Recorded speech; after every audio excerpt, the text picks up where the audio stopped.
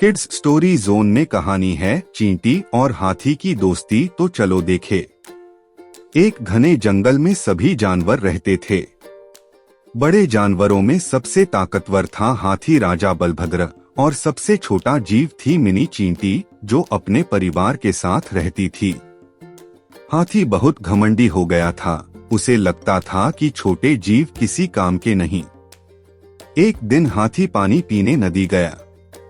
रास्ते में वह छोटे छोटे कीड़ों और चींटियों को कुचलता हुआ गया। मिनी चींटी अपने बच्चों के साथ जा रही थी, तभी हाथी की तेज चाल से कीचड़ उड़ा और सब भीग गए। मिनी चींटी बोली, राजा जी, थोड़ा ध्यान से चलिए, हम भी इस जंगल के निवासी हैं। हाथी हंसा और बोला, तुम चींटियां, तुम्हारा क्या वजूद, तुम्हारी आवाज भी सुनाई नहीं देती, हटो मेरे रास्ते से। चींटी ने कोई जवाब नहीं दिया, लेकिन उसकी आंखों में सम्मान और आत्मसम्मान की चमक थी। कुछ दिनों बाद जंगल में शिकारियों का झुंड आया। उन्होंने हाथी को पकड़ने के लिए गड्ढा खोदा और ऊपर घास डाल दी। हाथी उसी रास्ते से गुजर रहा था और गड्ढे में गिर गया। उसने बहुत कोशिश की निकलने की, पर असफल रहा। आवाज देकर उसने मदद मांगी, पर आसपास कोई नहीं था। उसकी आंखों में डर था। उसी वक्त मिनी चींटी अपने साथियों के साथ निकली। उसने हाथी की आवाज सुनी। हाथी बोला, मुझे बाहर निकालो, मैं फंस गया हूं, कोई है?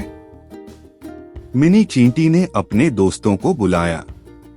उन्होंने शिकारियों के पास जाकर उनकी कंबलों, रस्सियों और खाने में घुसकर काटना शुरू कर दिया।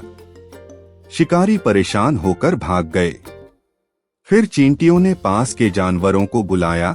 हिरण, बंदर, सियार सब मिलकर आए और हाथी को बाहर निकालने में मदद की। हाथी बाहर निकला और लज्जित हुआ। वह चींटी के पास गया और सिर झुकाकर बोला, मिनी बहन, तुमने मेरी जान बचाई। मैं जिसे तुच्छ समझता था वही मेरे काम आई, मुझे माफ कर दो। मिनी मुस्कुराई और बोली, राजा जी, हम छोटे हो सकते हैं पर कमजोर नहीं। जंगल सबका है, बड़ा हो या छोटा। उस दिन से हाथी सब जीवों का सम्मान करने लगा।